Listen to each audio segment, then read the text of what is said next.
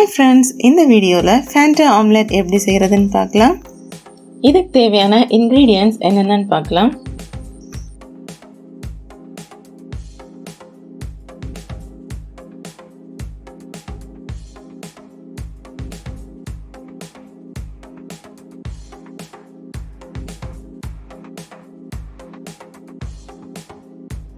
இதுக்கு ஒரு தோசை கல்லுல கொஞ்சம் எண்ணெய் எடுத்துக்கிறேன்.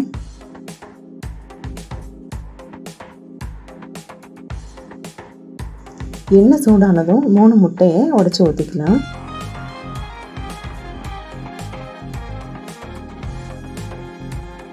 மஞ்சக்கரு உடையாமல் பார்த்துக்கோங்க. ஹாஃப் பாயில் மாதிரி 3 முட்டையை சேர்த்து உடைச்சி ஊற்றியிருக்கேன். எண்ணெய் கொஞ்சம் அதிகமாக இருந்தால் தான் முட்டை கல்லில் ஒட்டாமல் வரும். ஹாஃப் பாயில் ரெடி ஆகிட்டு இப்போது அதை மெதுவாக ஒரு பிளேட்டில் எடுத்து வச்சுக்கலாம்.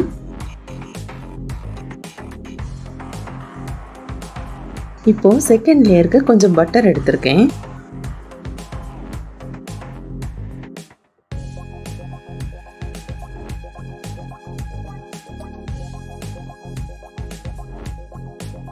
கூட ஒரு மீடியம் சைஸ் வெங்காயத்தோட ஒரு 1/4 துண்டு மட்டும் சின்ன சின்னதாக கட் பண்ணி சேர்த்துக்கலாம்.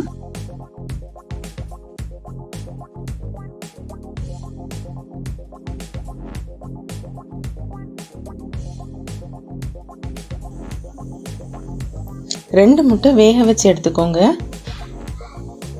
அதில் மஞ்சள் கரு மட்டும் இப்போ இதில் சேர்த்துக்கிறேன். மஞ்சள் கருவை நல்லா மேஷ் பண்ணிடலாம்.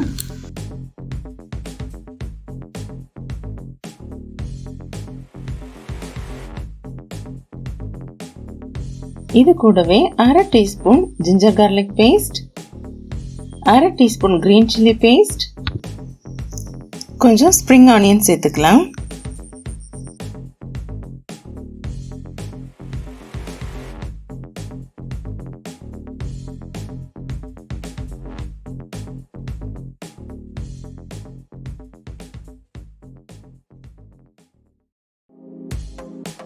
இப்போது இதோட ஒரு 1/2 டீஸ்பூன் மிளகாய்த்தூள், 1/4 டீஸ்பூன் மஞ்சள் தூள், 1/4 teaspoon chat masala, 1/4 teaspoon garam masala, 1/4 teaspoon குருமிளகுத்தூள் எல்லாம் சேர்த்துட்டு இதை நல்லா மிக்ஸ் பண்ணிடலாம்.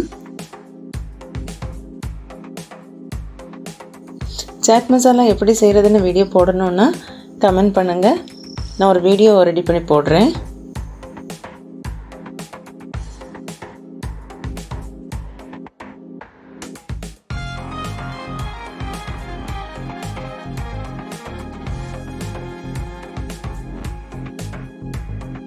ஒரு 1/4 டீஸ்பூன் கூட மிளகாய்த்தூள் சேர்த்துக்கலாம்.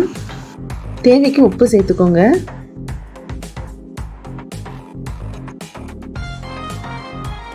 நல்லா மிக்ஸ் பண்ணி எடுத்துக்கிறேன். கூடவே கொஞ்சம் தண்ணியும் சேர்த்து நல்லா வேக வச்சிடலாம்.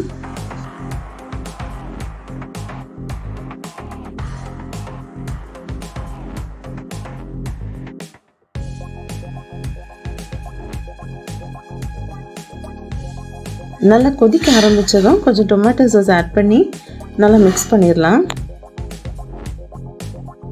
இப்போது இந்த ஃபேண்டா ஆம்லேட்டோட செகண்ட் லேயர் ரெடி ஆகிட்டு இப்போது இதை நம்ம பிளேட்டில் எடுத்து வச்சுருக்கிற அந்த ஹாஃப் பாயில் மேலே எடுத்து வச்சுக்கலாம்.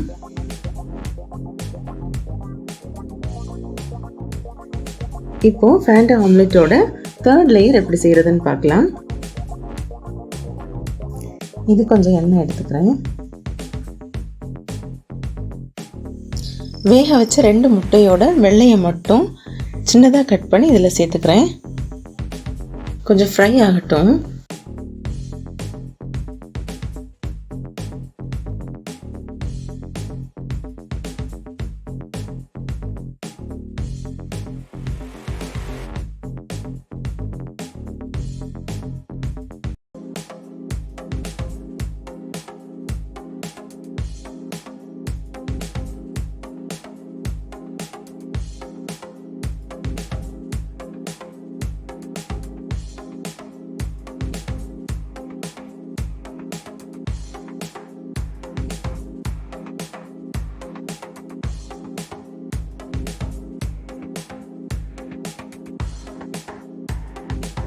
கூடவே ஒரு 1/4 டீஸ்பூன் மிளகாய்த்தூள், 1/4 டீஸ்பூன் மிளகுத்தூள், கொஞ்சம் புதினா சேர்த்துட்டு நல்லா மிக்ஸ் பண்ணிடலாம்.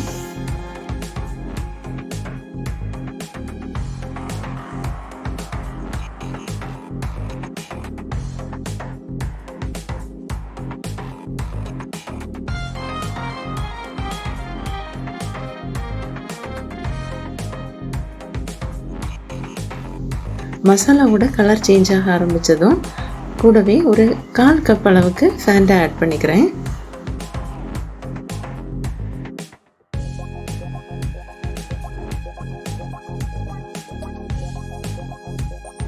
ஃபேண்டா ஆம்லெட்டோட 3rd லேயரும் ரெடி ஆயிட்டு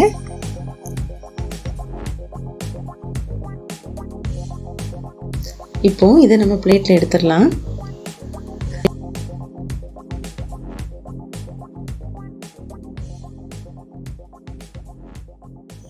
இது மேலே கொஞ்சம் சீஸ் ஆட் பண்ணிக்கிறேன்.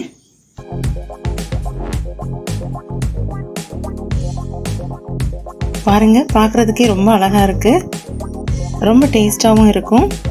நீங்களும் கண்டிப்பாக இந்த ரெசிபி உங்கள் வீட்டில் ட்ரை பண்ணி பாருங்கள்.